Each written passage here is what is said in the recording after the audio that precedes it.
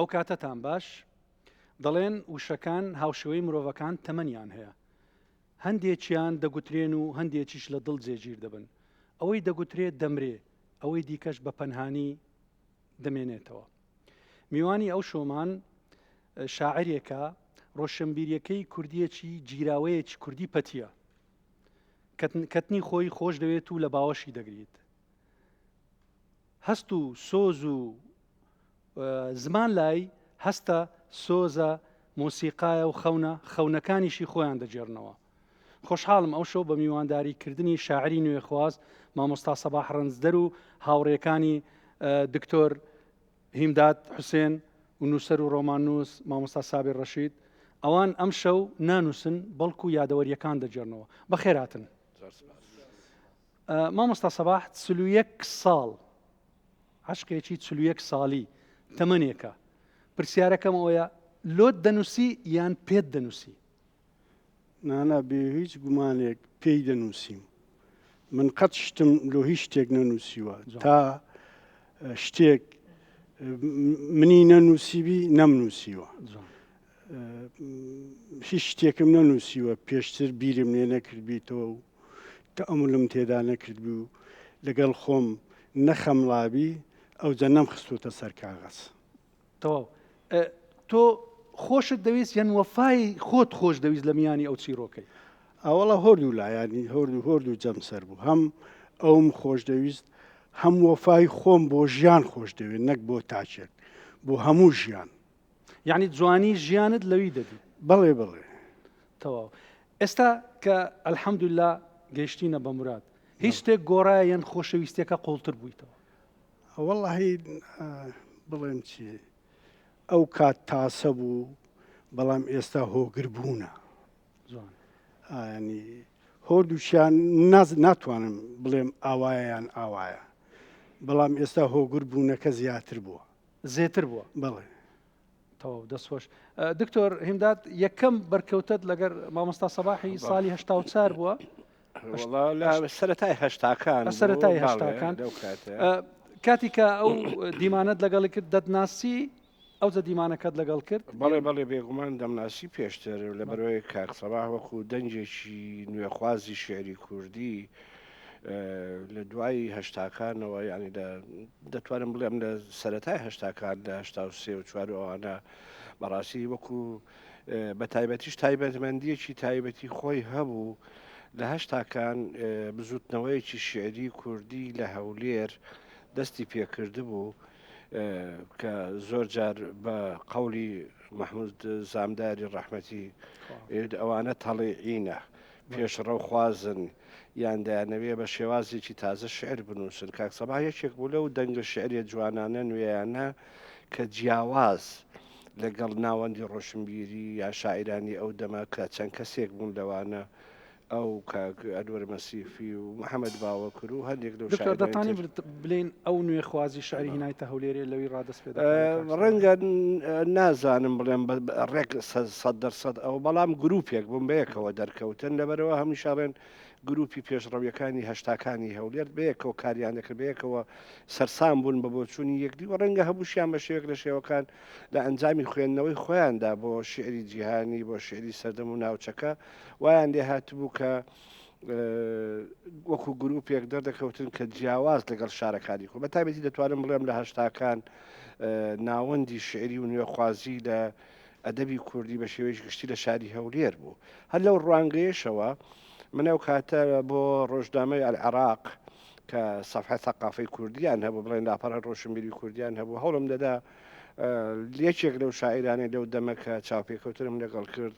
کاک سەباح ڕەنجدەر بوو و کۆمەڵی پرسیاری جدیم لێ کردبوو کە دەتوانم بڵێم ئەو چاوپێکەوتنە دەنگدانەوەیەکی زۆر باشی بوو هەم بۆ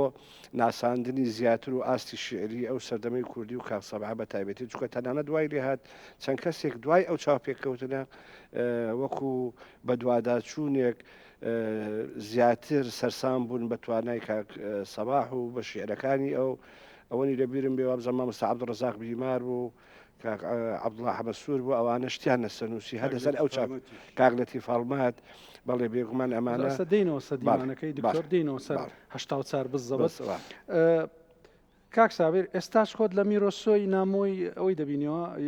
کامۆی بەڵێ چونکە وەختی ئەمن ئەو ڕۆمانە یعنی بڵێن نامۆی ئەلبێر کامۆی کە خوێنمەوە گەنج بووین تازە دەستمان دەدا خوێندنەوە بە خوێندنەوەیکی قوڵمان دەخوێندەوە زۆر کاریگەری لەسرم بەس کابراش عبەسی نییە لە عبەسیە بەڵام یعنی حتا کوشتنەکەش بەس خۆشە یعنی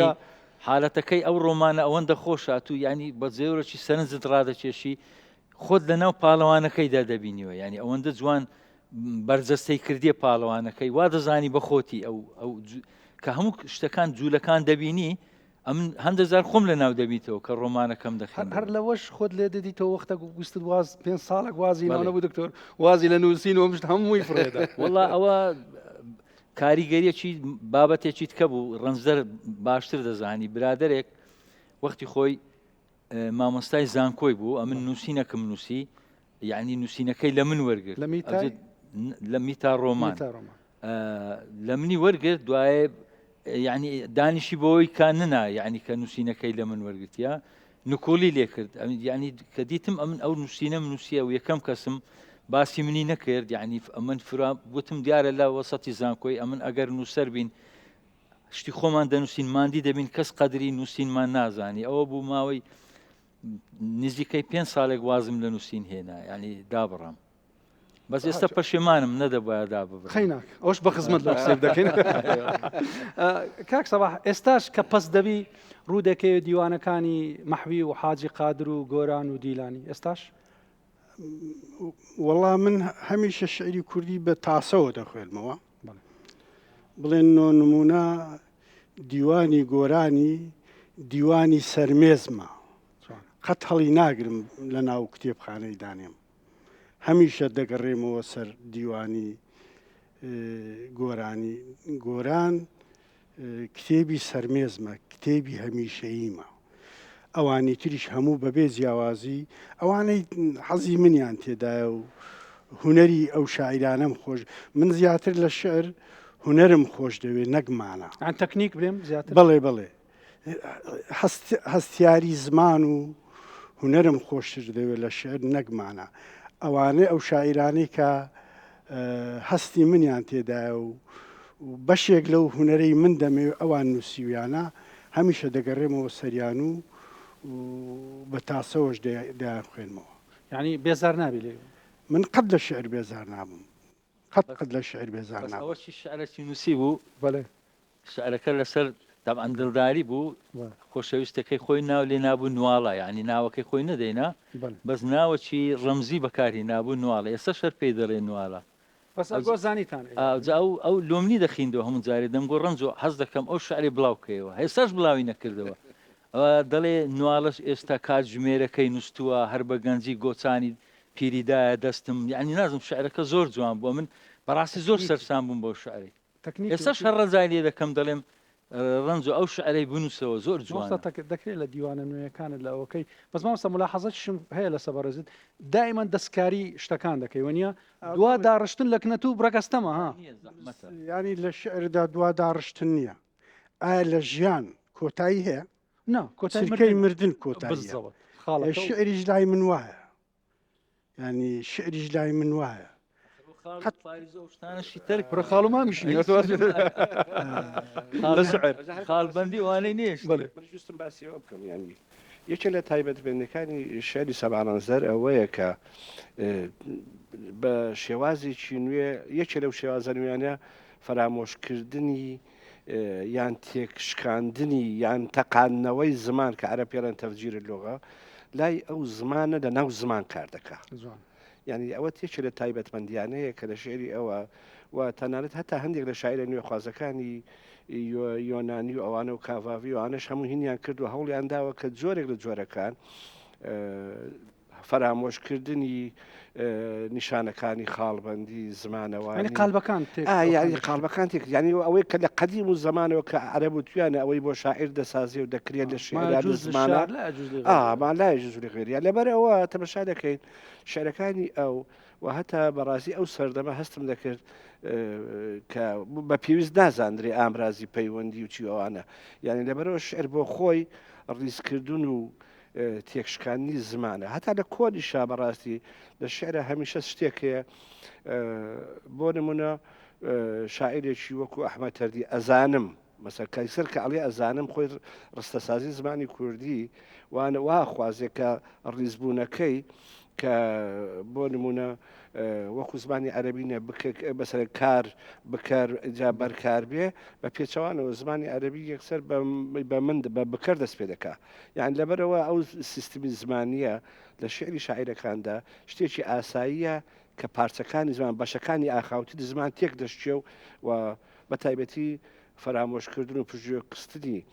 خاڵبەندی و ئامرازی پەیوەندی ئەوانە جۆرێکە لەو شێواز و سیما تایبەتیانەی کە لە شعری نوێی جیهانیە هەیە لای کاک سەباحیش ئەو ئاراستەیە دەبینم لە ناو ئیشکردنی زمان لە ناو زمانی شعر دەستخۆش دکتۆر کاک سابیر وە بزانم ئەوەندەی تێز و دکتۆرا و شتووە ماستەرنامە لەسەر کاک سەباح نووسرا شعرەکانی ئەوەندەی کەسی دیوها لەسەری نەنووسرا واللهی بڕواتان هەبی ئێستا ئەو ئیحسائیە کە لە بەردەستی منە لە برادرانی ئەوەی خوێندنی باڵا ئەمن وەرم گرتێ کە برادێکە جارێکی پێ کۆش دانیشت بوون برادران لیان پرسی وەکو لە وەسەتی زانکۆی ئەوەی ئەوەندی ئەو قسەی دەکەم یعنی پێرارەکەی ئێستا زیاتریش بووە ئەو وەختی گوتی هەتا ئێستا 13 دکتۆرا لەگە 33 نامەی ماستەری لەسەر شعرەکانی ڕەنزدەری نووسرایە بەڵام ئێستا زیاتریشە بەڵام دیراسات و توێژینەوە لەوانەیە بەردەوامە هەتا ئێستاش هەتا ئەو لەحزێش ئاخشتی لە دیوان بە دوو حەڵقە نووسینی لەسەر نووسرا لە گۆڤاری دیکات شتی لەسەر نووسرا یعنی بەردەوام لەسەری نووسرایە بڕواتان هەبی یەک لەو شاعیرە گەورانەیە ڕەنزدەر تابعاً بۆ زمانی عەرەبی شعری زۆر وەرجێردرایە بەڕاستی هەتا ئێستا لە گەورە گۆڤارەکان شعری وەرجێردرایە ئەجا ئەوە یعنی دەلالە لەسەوەی دەکە کە یعنی شاعیرەکی جیاوازە ڕەنزدەر بەڕاستی ئەوەی دەسەلمێنی کە لەگەڵ خەلکیت کە جیاوازە لێ کاک سەباح وەختی خۆی ئەتویستت 50 فلسێک بکە 100 فلسی دەوم لۆ بژێرەوە جەژن بوو بەێ قیتار بە کنماڵی ئامۆزایکی باوکمدا دەهات چوینە ماڵی ئامۆزایەکەی بابم جەژن بوو کوڕەمامەکەم گوتی با بچین 50 فلسی دادنین لە بن قیتاری کە قیتار ڕەت دەوی دەبێتە 100 فلسی ئەترمژە ئەو کارەمان کرد لەگە کوڕەمامەکەم کەمیش من منداڵ بووم کوڕەمامەکەم کەمێک لە من گەورەتر بوو ئیتر کە قیتار ڕەت بوو تەماشای پارەکەمان کردەوە ئیتر لوس بوو هیچ نەخێر و ئەودی و پشت و پێشی نەما بوو چکەوە پەنجایی گچکە و سەتی نەڵی شکل بوو هەست بوو هۆردکما ڕۆی دکتۆر ساڵی 1970 لۆ چ داهاتەکەنت لە کولیە کام لۆ وەڵاجا بە پلەی یەکەم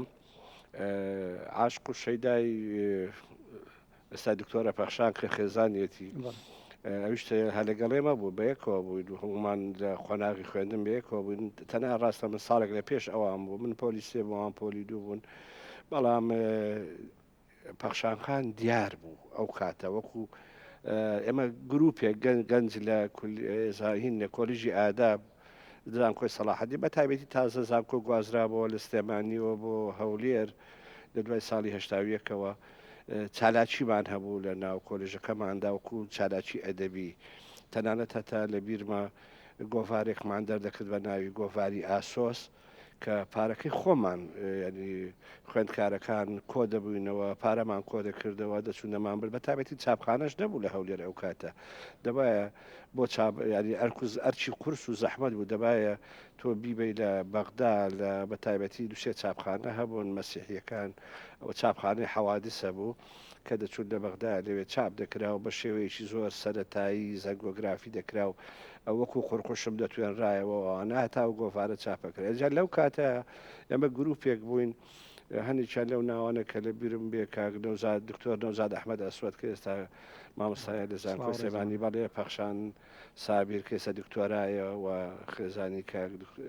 کاک سەباح ڕێزدەریە من بووم کاک دکتۆر محەممەد خزر مەولود بوو ئەوانە گروپێک بوون ینی حەزمان لە چالاکیە دەبی و بەیەکەوە دادەنیشتنەوەوانە و پەخشان خاریش ئەو کاتە شعری دەنووسی تەنانەت لە بیرمە هەتا لە ساڵی 85 کۆڕێکی شعری گەورەمان کرد لە هۆڵی ڕۆشنبیری لەوێ کە دەنگدانەوەیکی زۆری بژمارەیەکی زۆر لە خوێندکارانی زانکۆش هاتن ئامادە بوون لەوێ و جۆرێک هەرای سیاسیشی نایەوە یەکێ لەوانە کە لەو شعرە جوانانە کە بەشداری کرد پەخشان سابیر کە و تازە سەرەتا و دەستپێکیشی جوانی شعری هەبوو بڵاوی دەکردەوە بەڵام کاک سەبا کاک سەبا لە بۆ شعر نەدەهات لە بۆ هەوێنی شعرەکەی لە بۆ هەوێنەکە دەهات دەیگۆ کاکە هاتیمە ئەتو ڕەفیق و دۆستی منداڵیەوەوانە مستیقەم بە تو هەیە دەگوە پێم خۆشە پێی بڵێ بەڵکو من جددیمە بەڕاستی خۆشم دەوێ و دەمەوێ ئەگەر ئەو ڕازی بێبێکەوە ینی هاوسەرگیری بکەین و من بە جددی و عشق و شەیدایەکی زۆر گەورە لە ناخما هەیەوانە وڵایتە چەند جارێک بریش ناچار بوو پێم وت وتم وەرە پەخشان خان ئەوە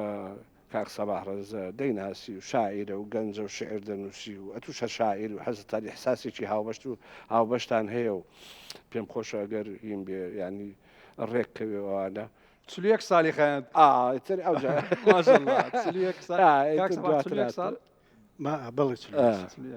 ئەوجا ئێستا دێن کاکسەر باسی ئەو گلۆبم لۆ بکەوی لێ پێش دەرکەشی بردووتان ئەم پێشی باسی بکەم بەخۆم دوو چیرۆکم لەسەر نووسە ینی باسی دەکرد ئەوەندە باسی ئەو دڵداریە و سۆز و عشکە لە هەموو شتێکی جددیە ڕەنزەر بەڕاستی کە دەست بدات هەموو شتێکی بە ئیشەکەی بە جددی دەکە ئەوجا ئەوەندە باسی ئەو عشقەی دەکرد لێم بووە نووسین ینی دوو چیرۆکم لەسەر نووسی پارەکە ڕۆژەکی گوتی بمبەکن ئەوەی ناوی چییە سەلیب ئەحمەری ئەوەی خاچی سوور ئەوە لەکن سێ تاقان ئەمیش گوتم بەبیرم هاتەوە گوتم ڕەنزەر ناکە یادگاری جاران بەبیر هات بیتەوە وتی وەڵاهی لۆ ئەو یادگاریانە دەسووتێم ئەمەش برادرە شەشمان لەگەر بوو کەمان سعدیشمان لەگەر بوو بە سیارەی چوین گوتی جێیەکەی پێدەزانیەوە خانیەکەی گوتم کە وەختی خۆی ئەوەندە لەگەری چوو بووم خانیەکە شارەزا بووم بەتا ئەو ساڵانەکەش ما بوو وڵات تەماشای کرد لە پێش دەرکەکە ڕامانگەر گوتم دەبڕۆ جارش کرد دەست بدە ئەو گلۆپەی کوی دەست وەختی خۆی پێستایە ئەوەندە یعنی گرۆبەکەم لۆ برێ چوو بوو لە پێش ماریان با بەخۆی ئەو شەوی وەڵا حەز دەکەم بخۆی دەستی دا بە گلۆپەکەی نازم کوونە سوتایە ساڵی 86 بوو زستانی 86 کۆمەڵێک برادەر بووین لە یانەی مامۆستایان دانیشت بوون تر کەمێک خمار بووم بیرم لەو گلۆپەی کردەوە گوتم ئەو گلۆپە دەبم لێ دەکەمەوە لە ژووری خۆمی پێ دەکەم خانووشی گەوریان هەبوو سەردەرەی هەبوو لە بن سەردەرەکەی گلۆبێکە بوو بەرەبەر هەموو بوو ئێمە چەند برادێک بووین تەسەور دەکەم هەژنۆ برادر بووین داوام لێکردن گوتم دەچین تشتیشی وا دوو مزاهرە چوینە بە جەماعی دوو برادر لەگەڵم هات خوا کاکسابیر ناوی کەس مەڵێ کاکسابیر و برادرێشتکەم لەگەڵ هات چوومە سەر شانی برادەکەم و کاکسابیریش منی گرت گلۆپەکەم لێ کردەوە هەر پێنج و ناولەپم سوتا گلۆپەکە داخ ببوو پەڕۆکە گلۆپەکە داخ ببوو هەر پێنج و ناولەپم سوتا ئیتر بردم لە ماڵی خۆم لە گلۆپەکەی ماڵێم لێ کردەوە ئەوم لە جێدانا من زێوانم لەبەر ئەو گلۆپەی نووسیوە جوانە زێوان شتێکی زۆر چ باچی بەوەی دەست و پەنجەی دەستێ ئەو گلۆبە هەتا فترەی باش ئامالە هەتا تەبەن من 15 ساڵی زیاترمە دواترە و خانیەمان فرۆشت من خانی خۆم کرد و ئەوانە شوێنێکی تر هەتا لەو ماڵەی دەرچووم ئەو گلۆبە هەر مابوو بەخۆی ئێستا ڕۆژەکەی لەکنە گلۆبەکەی لۆ چییە دەزانم ئەس دەکەم ئەو شعرت لۆ بڵێ زۆر جوان بوو ئەمن ئێستا لە بیرم نمایە هەر بە پیری گۆچانی وڵا لە بیرم نمە بەس خۆشتری ئەوە تەبەن بەشێک لەو برادرانەی کە لە دانیشتەکەم بوون ئێستا کۆچیان کردووە یادیان یادیان ڕۆحیان بخێر. شادی کە گڵۆبەکەم بردەوە سەر مێزی لەگەر برادران دوو لە برادران گۆرانیان ورد کە گڵۆبەکەم داناوی تر دوو لە برادران گۆرانیان ورد یەک لە برادران مستەفا پەژار بوو دەسڕەکەی خۆی دەرینا گڵۆپەکە دەرێ بوو زۆر بەسەوە بوو گڵۆپەکەی تاو سڕیەوە زۆر جوان سڕیەوە لە ناو دەسڕەکەی خۆی دانا و گرێیدا گوتی عاشقە ڕوتەمەی ئاگات دێبی نێشتێنی بیگەینەوە ماڵێ زوانە زوان دکتۆر لە کولیەش هەروەها مەسەلەن کە دەهات هەروە بە تاسەوە دادەنیشت و دەوامی لەگەرتان نەدەکرد نەوەڵا ئەو لەگەڵ ئێمە نەبوو کە سەباح لە دەوا بوو شت بەڵام تایبەت بۆ ئەو بابەتە دەهات وەناسینی پەخشان خان و لەیەک نزی بوونەوەی و یعنی بۆ ئەو عشقی خۆی دەهات یعنی بەڵام ئەو کاتیش هەستم هیچ یادەوەریەک نییە مەسەڵەن لەبیری دکتۆر بەڵێ یعنی ئیزعاز نەدەوەی دەرەکرەوە دیسان هاتەوە نەوەڵا هەر ئەو کاتە بەڕاستی هەر خۆشەویستیش تایبەتی هەر بەخۆی پیاوێکی بند و لەسەر خۆ و هێمنە بەڕاستی لەبەرەوە ئەو هێمنیەی زۆر ینی کە دەهات منش هەر عشق و خۆشەویستیشیم بۆ خۆی و بۆ شعروانە لەبەرەوە حەزم دەکرد یعنی حەزش تایبەتیم هەبوو بۆی کە و بابەتە سەر بگرێ بەڵامی تر ئەو کاتە قسمەنەوە بەڵام دوای خی گەورەتر بە تاخیریش بێ باشتر لەوەی نەی وە لەگەرمی لەوە حاصل دوجار جارێک کە ئەو عشقە سەری هەڵدایەوە و ئێستا تازە گڵاپەکەی باسی کرد ماڵەکەی ڕوو ناکردەوە ڕۆژەکەی بردیە گڵۆبی لۆچی و تاقەشەمسەکەی بێت تازە بژێرمەوە کە چین لە دادگای مارەمان کرد ئەو لە ناو سیاری ئەم سایقم داژۆم ئەوانیش نواڵەخانیش طبعا ئەو پێدەری نواڵە لە پشتەوە دانیش بوو ڕەنزەریش لە تەنیشی دانیش بوو هەر دێگۆ نواڵە دەبی ئەوە ئەتوو ئەو بوویە ئیمن یعنی ئەو وەختیش مارەمان کرده بوو خلاص بوو دێگۆ ئێستاش بڕوان ناکەم ئەو ئەتووی ئەمن بوومە ئەتوو بوویە ئیمن طبعا ئەجە برادران پێیان گوتیان ڕەنزەر پیرۆزە لەکەم برادران ڕۆژی لە دانیشتنەچی خۆمان دانیشتە بووین گوتی برادران ئەمن خوا زۆر ڕەحمی بە من کرد گوتیان چیە لۆ ئێوە پیرۆزەوە گوتی ئەوە ناگوتی خەڵک لە پاشی مردنێ لە قیامەتی قید دەبتەوە دەستە بەهشتێ گوتی خوا ئەوەندە لەگەم بەڕەحمە لەسەر دنیای ئەمنی برتە بەهشت حوریەتشی دایمێ لەسەر دنیای کاک دکتۆر کاک سەباح ئەم حەزم دەکرد ئێستا پەخشان خان خۆی لێرە بە دکتۆرە لێرە بە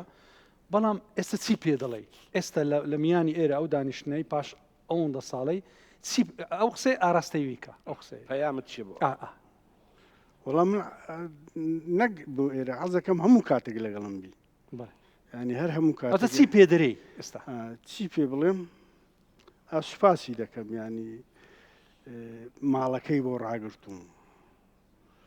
ماڵ و مەبەستیەوەی دووڕستەی شاعیرانە دووڕستەی شاعیرانە دووڕستەی شاعیرانە بڵێم چیانی ئێستا لە خۆشەویستی زیاتر بووە ینی شتێک نییە بتوانم دەربڕینی لێ بکەم ینی چێژ لە بینینی دەکەم هەمیشایان کە لە ماڵێ دێ و دەچی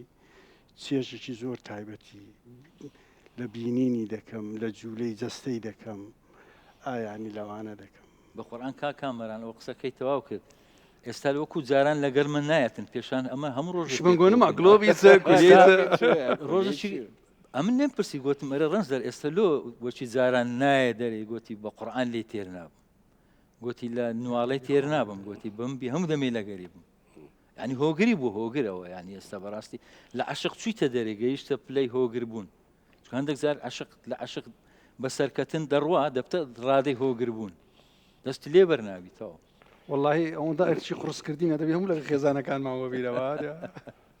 وەڵ ئەمەش فێر عاشق کردی بەخۆی ئەنا مامۆستا سەباح ئەمن حەزم لێیە